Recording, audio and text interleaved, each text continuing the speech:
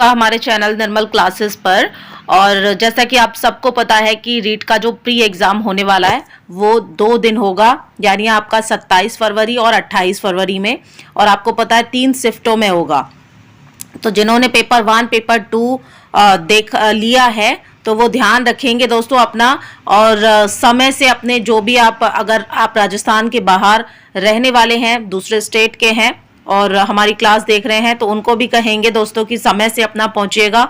और 19 फरवरी से आप सबको पता है कि आपके जो एडमिट कार्ड है ना वो आने लगेंगे। क्या आने लगेंगे? एडमिट कार्ड आने लगेंगे, तो देख लीजिएगा। चलिए आज हम शुरू करते हैं राष्ट्रीय शिक्षा नीति यानी कि एनईपी 2020 के बारे में। काफी बच्चे हैं ना, जब ये एनईपी लिखा है ना तो इसको सोचते हैं, क्या सोचते हैं कि ये न्यू एजुकेशन पॉलिसी है, बट ये न्यू नहीं है। न्यू नहीं है। हाँ, हिंदी में हम इसे बोल देते हैं कि नई शिक्षा नीति आई है, लेकिन एन का मतलब होता है राष्ट्रीय, नेशनल एजुकेशन पॉलिसी, क्योंकि पूरे राष्ट्र के लिए आई है, पूरे भारत देश के लिए आई है। तो आपको पता है ना, पहला क्वेश्चन तो यही पूछ लेता है कि कब आई है, तो 2020 में आई है। ठीक है, नई शिक्षा नीति कब आई, तो 2020 में आई है। अब देखिए प्रथम शिक्षा नीति कब आई थी, तो 1968 में आई थी। उस टाइम पर देश की प्रधानमंत्री कौन थी, तो श्रीमती इंदिरा गांधी थी। हालांकि आपसे ये नहीं पूछेगा, क्या पूछ सकता है वो भी मैं आपको बताऊंगी। दूसरी शिक्षा नीति आपकी 1986 में आई थी। ठीक है, उस टाइम पर कौन थे प्रधानमंत्री, तो राजीव गांधी थे। ये भी आपसे नहीं पूछेगा। तीसरा क्वेश्चन देखिए, ये तृतीय शिक्षा नीति कब आई, जो कि नवीनतम शिक्षा नीति मानी जाती है, 2020 में आई। और प्रधानमंत्री है नरेंद्र मोदी, जो कि आज भी है। तो यही आपके लिए क्या है, एकदम मतलब इंपॉर्टेंट मान लीजिए कि यही टॉपिक आपके लिए इंपॉर्टेंट है। बात करते हैं अब एनईपी 2020 की पृष्ठभूमि क्या है, यानी बैकग्राउंड क्या है।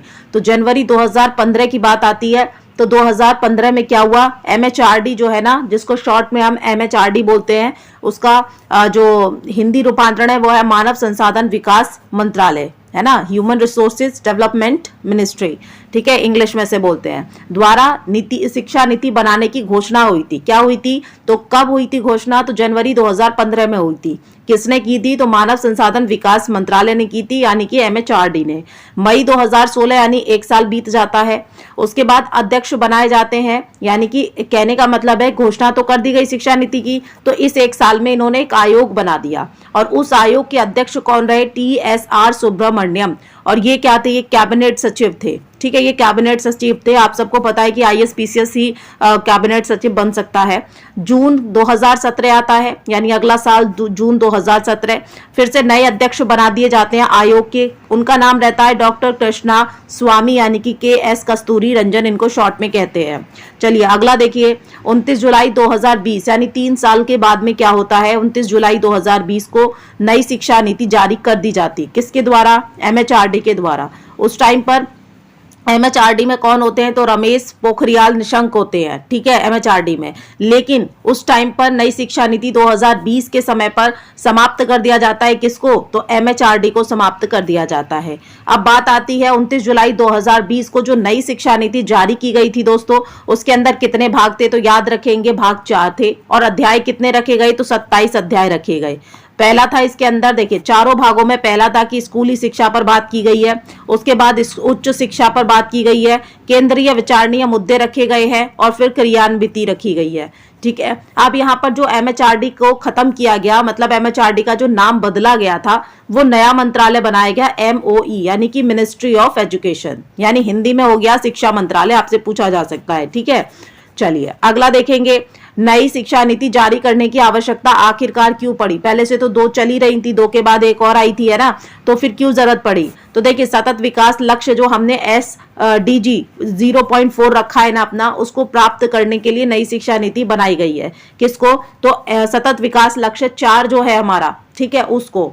अब देखिए वो SDG 4 क्या है, तो सार्वभौमिक गुणवत्ता शिक्षा, यानी सभी को क्या देना, गुणवत्ता शिक्षा देना, इसको हमें प्राप्त करना है। और ये हमारा सतत विकास लक्ष्य का चौथा लक्ष्य है।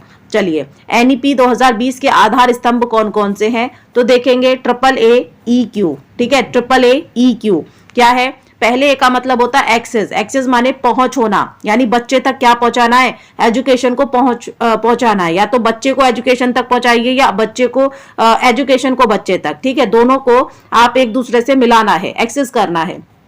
अफोर्डेबिलिटी है दूसरे ए का मतलब, यानी वहनीयता, किफायती, यानी एजुकेशन जो आप पहुंचा रहे हैं वो सस्ती हो। ठीक है, चलिए तीसरे ए का मतलब क्या है, अकाउंटेबिलिटी, यानी कि उत्तरदायित्व। ठीक है, चलिए ई का मतलब क्या हो जाएगा, इक्विटी, है ना, इक्विटी या इक्वालिटी। ठीक है, तो यहां पर क्या हो गया, सभी को समानता रखनी है। आपको पता है ना, सरकारी स्कूल में आप सरकारी होने के बाद भी ऐसा नहीं है कि आप सरकारी टीचर हैं और आप अपने बच्चों को सरकारी स्कूल में नहीं पढ़ा सकते, ऐसा रूल नहीं है ना।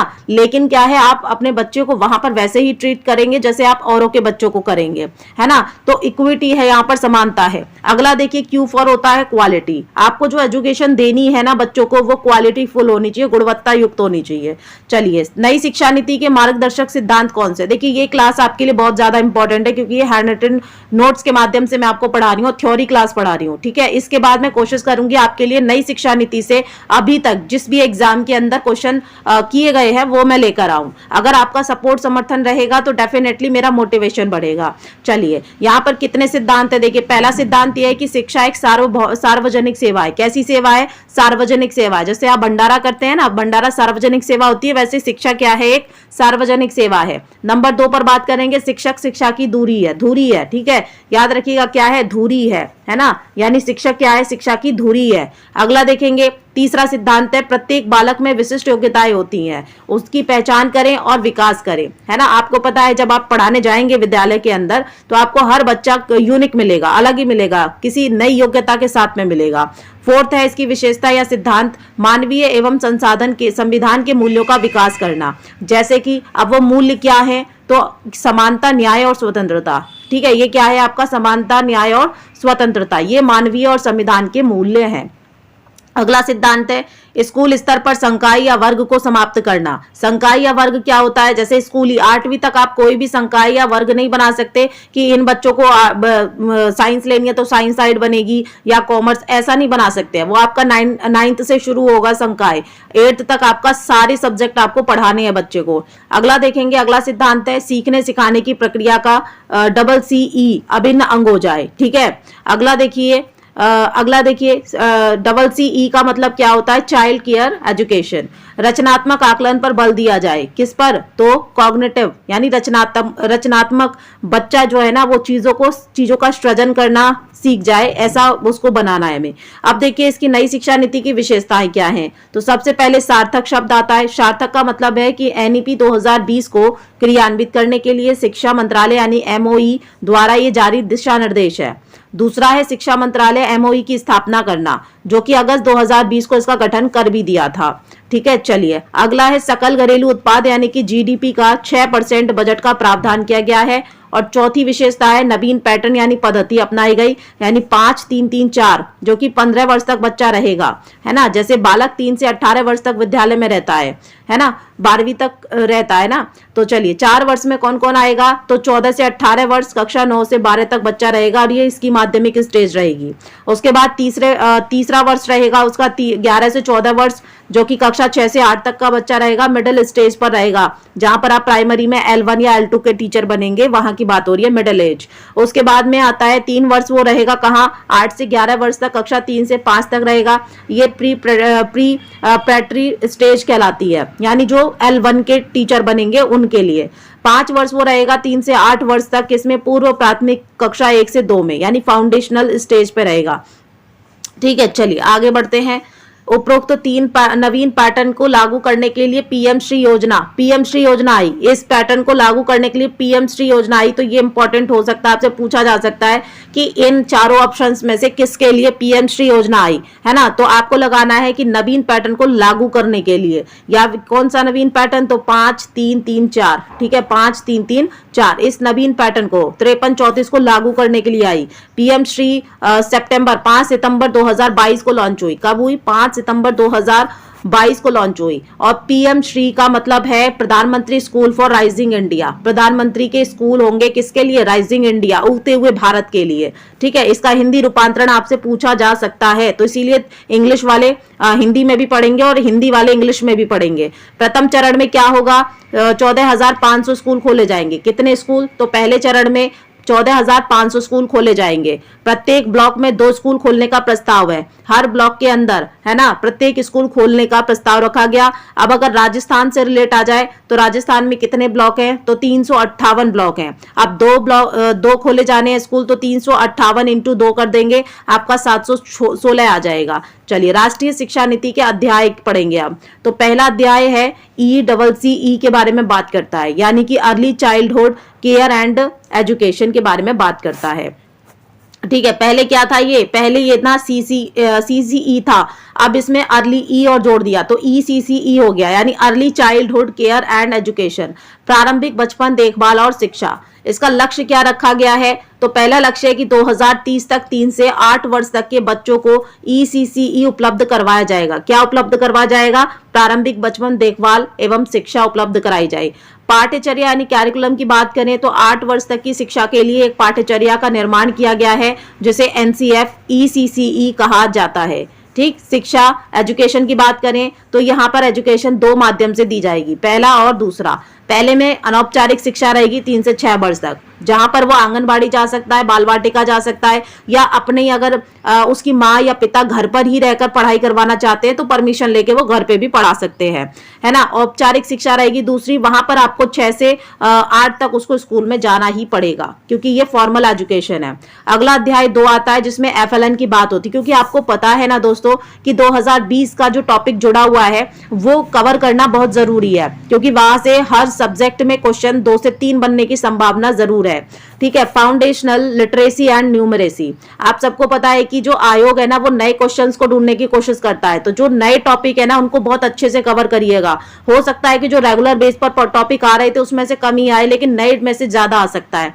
तो ये नया टॉपिक है FLN वाला, और 2011-2009 वाला जो है ना वो भी आप अच्छे से क्लास कर लीजिएगा, वो भी मैंने थ्योरी बेस कराई है। ठीक है, चलिए, फाउंडेशनल लिटरेसी एंड न्यूमरेसी, इसका FLN का फुल फॉर्म क्या है इंग्लिश में? फाउंडेशनल लिटरेसी एंड न्यूमरेसी, बुनियादी साक्षरता एवं संख्या ज्ञान हिंदी में इसको कहते हैं। ठीक है, चलिए, इसका लक्ष्य क्या है? 2025 तक 9 वर्ष तक के बच्चों को पढ़ना लिखना और संख्याओं का ज्ञान कराना। क्या कराना? तो 2025 यानी इस साल के एंड तक, 2025 चल रहा है ना, तो इस साल के एंड तक जो 9 साल के बच्चे हैं ना, हम चाहते हैं कि उनको पढ़ना लिखना आ जाए, है ना, हिंदी इंग्लिश बोलना आ जाए, मतलब बोलना नहीं पढ़ना आ जाए, किताब देखकर वो पढ़ ले, और उन्हें संख्याओं का, मैथ में संख्याओं का ज्ञान हो जाए। ठीक है, उपरोक्त लक्ष्यों को प्राप्त करने के लिए राष्ट्रीय स्तर पर एक मिशन भी चलाया जाएगा, जिसका नाम क्या है? निपुण भारत मिशन। क्या नाम है? निपुण भारत मिशन, और ये चलाया भी जा रहा है। स्कूल रेडीनेस प्रोग्राम क्या है? तो कक्षा 1 में प्रवेश लेने वाले बच्चों को औपचारिक शिक्षा के लिए तैयार करना। अवधि क्या रहेगी? 12 सप्ताह से 3 महीने तक आपको क्या करना है? जो बच्चे क्लास 1 में आते हैं उनको स्कूली शिक्षा के लिए तैयार करना है, उनको पढ़ाना है। ऐसा नहीं होना चाहिए कि बच्चे ने एडमिशन लिया और आपने स्कूल में आना छोड़ दिया, नहीं।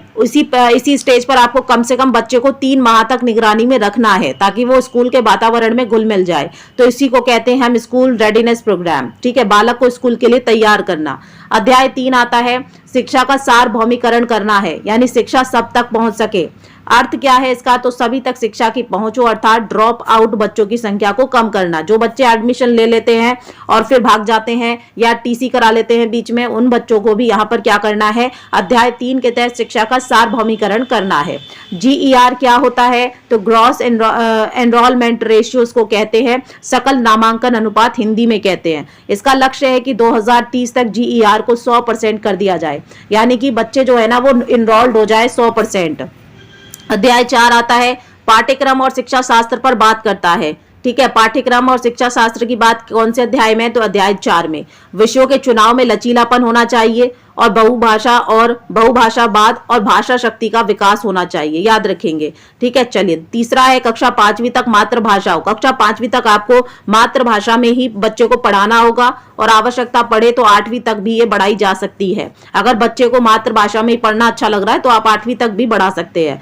चौथा है योगात्मक आकलन के जगह पर रचनात्मक मूल्यांकन आपको या आकलन आपको करना पड़ेगा। योगात्मक क्या होता है, तो जो सत्र के यानी साल के अंत में किया जाता है, और रचनात्मक होता है जो क्लास में जो आप पढ़ा रहे हैं निरंतर हो रहा है। जैसे आपने आज बच्चे को चैप्टर पढ़ा दिया, कल उसको काम करवा दिया, परसों उसको याद करवा दिया और तरसों उसको क्या करवा दिया, टेस्ट ले लिया। तो ये मूल्यांकन आपको रचनात्मक क्लास के दौरान मतलब पढ़ाई के दौरान करना होता है। अगला देखिए बहुआयामी हॉलिस्टिक रिपोर्ट कार्ड को तैयार किया जाए, अर्थात 360 डिग्री का आकलन करना, उसी को कहते हैं बहुआयामी हॉलिस्टिक रिपोर्ट कार्ड। अगला है नवीन पद्धति यानी 53-34 के अनुसार पाठ्यचर्या का निर्माण करो। ऐसा नहीं कि आपने पद्धति तो ये 53-34 अपना रखी है और पाठ्यचर्या पुराने जमाने की चल रही है, वो नहीं, ठीक है। अभी का ही सब कुछ करो, इसी के आधार पर करो। अगला देखिए बोर्ड परीक्षाएं 1 वर्ष में 2 बार देने की अनुमति हो। जैसे बोर्ड परीक्षा आप देखेंगे तो मुख्य परीक्षा होगी और सुधार परीक्षा होगी। राष्ट्रीय स्तर पर एक आकलन या मूल्यांकन केंद्र स्थापित करना जिसे परख कहा जाए, ये भी चल रहा है, ठीक है। अब राजस्थान की बात करें तो राजस्थान में इसे असेसमेंट सेल यानी आकलन प्रकोष्ठ के नाम से जाना जाता है। किसके नाम से, तो असेसमेंट सेल यानी आकलन प्रकोष्ठ के नाम से। और ये राजस्थान SCERT उदयपुर द्वारा संचालित है। चलिए अध्याय 5 आता है, शिक्षक के बारे में बात करता है। तो टीचर की बात कहाँ की गई, अध्याय 5 के अंदर। 2030 तक न्यूनतम योग्यता 4 वर्षीय एकीकृत बीएड डिग्री होगी। यानी 2030 तक न्यूनतम योग्यता यानी कम से कम आपको ग्रेजुएशन के बाद में 4 साल की क्या करनी होगी, अगर आपको टीचर बनना है तो 4 वर्ष की आपको एकीकृत बीएड जरूर करनी होगी। 2030 तक है क्योंकि 2025 से ये खुल जाएगी, है ना। तो जिन बच्चों ने पहले बीएड नहीं की है तो वो 1 साल, अगर उन्होंने पीजी कर रखी है तो वो 1 साल की बीएड कर सकते हैं, 2 साल की, है ना। और अगर जिन बच्चों ने अभी 12वीं पास की है तो वो डायरेक्ट जा सकते हैं 4 साल वाली बीएड में, ठीक है। चलिए सामान्य क्षेत्रों में छात्र शिक्षक अनुपात 30:1 है। आपको पता है सामान्य क्षेत्र में जो शिक्षक अनुपात छात्र है वो है 30 स्टूडेंट पर 1 शिक्षक। लेकिन शैक्षिक दृष्टि से जो पिछड़े हुए क्षेत्र है जहां पर स्कूली 20 साल बाद 25 साल बाद भी नहीं आ रहे हैं, तो वहां पर छात्र शिक्षक अनुपात 25:1 यानी 25 बच्चे एक छात्र से, एक शिक्षक से पढ़ेंगे। अगला आता है आपका अगला पॉइंट है सतत व्यावसायिक विकास यानी कि CDP के लिए, CPD के लिए प्रतिवर्ष शिक्षक को न्यूनतम 50 घंटे का प्रशिक्षण में भाग लेना अनिवार्य है। शिक्षा के लिए राष्ट्रीय स्तर की पाठ्यचर्या जारी करना जिसे NCFTE कहा जाएगा। अब अगला देखेंगे अध्याय 6 क्या कहता है, तो समता मूलक एवं समावेशी शिक्षा की बात करता है। क्या करता है, शिक्षा अध्याय 6 करता है समता मूलक एवं समावेशी शिक्षा की बात करता है। अगला है समाज के शैक्षिक दृष्टि से पिछड़े क्षेत्र को सेज यानी कि स्पेशल एजुकेशन जोन कहते हैं, है ना, विशेष शिक्षा क्षेत्र कहा जाता है। लड़कियों के लिए गुणात्मक शिक्षा उपलब्ध करवाने के लिए जेंडर इंक्लूजन फंड खोला जाएगा। क्या खोला जाएगा, जेंडर इंक्लूजन फंड। CWSN बच्चों को गुणात्मक शिक्षा उपलब्ध कराने के लिए कार्य योजना बनाई जाएगी। अगला अध्याय आता है अध्याय 7, स्कूल कॉम्प्लेक्स यानी कि स्कूल कॉम्प्लेक्स की बात करता है, SC की बात करता है, विद्यालय परिसर की बात करता है यानी विद्यालय के अंदर का माहौल कैसा होगा। तो विद्यालय परिसर की अवधारणा सर्वप्रथम कोठारी आयोग ने 1964 से 66 में दी थी। कब दी थी, 1964 से 66 में दी थी। 5 से 10 किलोमीटर के क्षेत्र में 2025 तक स्कूल कॉम्प्लेक्स स्थापित किए जाएंगे, है ना। अगर कोई गांव है 5 से 10 किलोमीटर के अंदर 2025 तक स्कूल कॉम्प्लेक्स रहेगा, ठीक है। चलिए अगला है इसके अंतर्गत सभी प्रकार के स्कूल, खेल मैदान, पुस्तकालय, सामाजिक चेतना केंद्र और बाल केंद्र बनाए जाएंगे, ठीक। चलिए यानी कितना 10 किलोमीटर का जो क्षेत्र है ना, 5 से 10 किलोमीटर का क्षेत्र गवर्नमेंट क्या करेगी, स्कूल कॉम्प्लेक्स को मतलब डेडिकेट करेगी और उसके अंदर जो चीजें संभव हो सकती हैं बच्चों के लिए वो सारी चीजें वहां पर बनाएगी। इसके संसाधनों का प्रबंधन करने के लिए स्कूल कॉम्प्लेक्स प्रबंधन समिति यानी SCMC का गठन किया जाएगा। अध्याय 8 देखेंगे मानक निर्धारण और प्रत्यापन क्या है। तो प्रत्येक राज्य में शिक्षा नीति के मानकों को निर्धारित करने के लिए मानकों को स्थापित किया गया है जो निम्नलिखित प्रकार से है। जैसे स्कूल शिक्षा विभाग क्या करेगा, शैक्षिक नीतियों का निर्धारण करेगा कि शैक्षिक नीतियां, शिक्षा से जुड़ी हुई पॉलिसीज क्या बनाई जाए, वो स्कूल शिक्षा विभाग करेगा। स्कूल शिक्षा निदेशालय क्या करेगा, तो नीतियों को क्रियान्वित करेगा और मॉनिटरिंग भी करेगा। यानी जो शैक्षिक पॉलिसी बनाई गई है, एजुकेशन पॉलिसी बनाई गई है, उनको क्रियान्वित करेगा, लागू करेगा, इंप्लीमेंटेशन करेगा और मॉनिटरिंग भी करेगा कि वो सही रूप से काम कर रही है या नहीं। अगला है SCERT का काम क्या होगा। तो जैसे अगर हम राजस्थान की बात कर रहे हैं तो राजस्थान SCERT उदयपुर में है और इसका काम है अकादमिक कार्यों को संभालना। अकादमिक कार्य यानी कि जैसे बच्चा जो एग्जाम वगैरह देगा तो उनके पेपर बनाना, उनका रिजल्ट बनाना, ये सारे काम आपके SCERT के होंगे। अगला है आपका ट्रिपल एस ए का काम क्या है, इसकी फुल फॉर्म है स्टेट स्कूल स्टैंडर्ड अथॉरिटी, है ना। तो इसका काम क्या हो जाएगा, राज्य स्कूल मानक प्राधिकरण का काम क्या है, ये प्राधिकारी राज्य के स्कूलों के लिए मानकों का निर्धारण करेगा, यानी किन स्कूलों को वो राज्य सरकार से मतलब दे सकते हैं टिकट की, वो क्या करें, मान्यता दे सकते हैं कि वहां पर भी बच्चे पढ़ सकते हैं। NEP 2020 राजस्थान के संदर्भ में ये आपके लिए मोस्ट इंपॉर्टेंट टॉपिक होने वाला है, क्योंकि राजस्थान का एग्जाम फिलहाल आप देने जा रहे हैं, तो इसीलिए ये पढ़ना बहुत ज्यादा जरूरी हो जाता है। पाठ्यचर्या के निर्माण की बात करें राजस्थान के अंदर, तो राजस्थान की 7 डाइट, कितनी डाइट है राजस्थान के अंदर, 7 डाइट है, उनके सहयोग से नवीन पद्धति पर आधारित 4 पाठ्यचर्याओं का निर्माण किया जा रहा है। 7 डाइट है राजस्थान में और 4 पद्धतियों पर क्या किया जा रहा है, पाठ्यचर्याओं का निर्माण हो रहा है। कौन कौन सी है 4 पद्धति, NCF ECCE है ना, पहली पद्धति तो यही हो गई, और दूसरी पद्धति इन दोनों को मिलाकर एक पद्धति बनती है NCF SC स्कूल शिक्षा के लिए और NCF CCE यानी बच्चों की शिक्षा के लिए। दूसरी पद्धति आपकी बनती है NCF TE टीचर के लिए, शिक्षक शिक्षा के लिए, जिसको हम दूसरी समिति कहते हैं, और तीसरी आपकी बनती है NCF AE यानी प्रौढ़ शिक्षा के लिए। तो यहाँ पर आप समझ पा रहे होंगे, 2 को तो शुरू वाली 2 को रखा है एक समिति में, और नीचे वाली 2 को रखा है एक यानी 3 समितियां हो गई।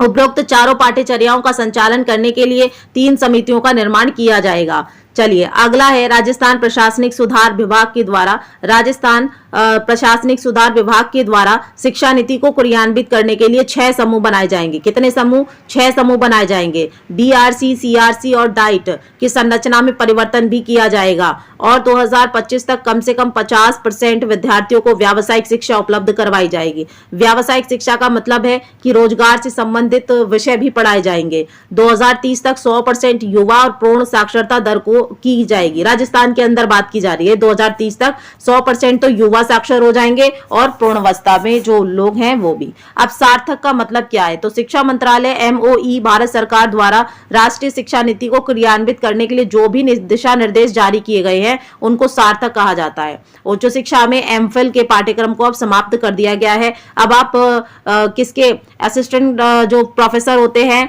आप वैसे भी बन सकते हैं PhD के आधार पर, पहले MPhil चाहिए होती थी। ABC क्या है, तो ABC है academic bank of credits. ABC की स्थापना कब हुई, है ना, तो स्नातक शिक्षा UG के लिए हुई, जैसे कि 1 वर्ष में प्रमाण पत्र दिया जाएगा, 2 वर्ष अगर आप करते हैं 12वीं के बाद में तो डिप्लोमा कहलाएगा, 3 वर्ष की डिग्री कहलाएगी, और 4 वर्ष का क्या कहलाएगा, आपका पोस्ट ग्रेजुएशन, है ना। और अगला देखिए, स्नातक स्तर की शिक्षा में परिवर्तन भी किया जाएगा। चलिए आगे देखते हैं। तो यहाँ पर दोस्तों देखिए, यही था शिक्षा नीति से जुड़े हुए। अगला इसके बाद में अगर आप चाहते हैं कि इनके PYQs मतलब कि इनके क्वेश्चन आंसर आपके लिए लेकर आए जाएं, तो डेफिनेटली मैं लेकर आऊंगी, है ना। लेकिन इस क्लास को आपको ज्यादा से ज्यादा दोस्तों में शेयर करना है। चैनल पर नए हैं तो चैनल को लाइक कीजिए, वीडियो को चैनल को सब्सक्राइब कीजिए, वीडियो को लाइक कीजिए। फिर मिलते हैं अगली क्लास में अगले टॉपिक के साथ में। फिलहाल मुझे लगा कि आपकी NEP जो है ना वो मैंने कंप्लीट नहीं कराई थी, तो उसको मैं करवा दूं। बाकी साइकोलॉजी के टेस्ट चल रहे हैं, उसको भी आप देख सकते हैं। हिंदी के काफी सारे करवा चुकी हूँ, उसको देख सकते हैं, है ना। और क्या कहते हैं, EVS के काफी सारे मॉडल पेपर भी मैं करवा चुकी हूँ, तो उसको भी आप देखिए जाकर। चलिए इस क्लास में बस इतना ही।